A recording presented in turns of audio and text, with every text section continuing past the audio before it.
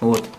Значит, эту панель мы отодвинули, а теперь следующий шаг, это снимаем именно вот эту вот внешнюю переднюю панель. Вот, я ее открутил, видео не трачу на раскрутку болтов. Вот, и опускаем ее сейчас. Вот. Вот. Вы видите, что с ней происходит. Мы снимаем полностью эту панельку. Вот. И у нас стиральная машинка оказывается без вот этих вот передних крышек.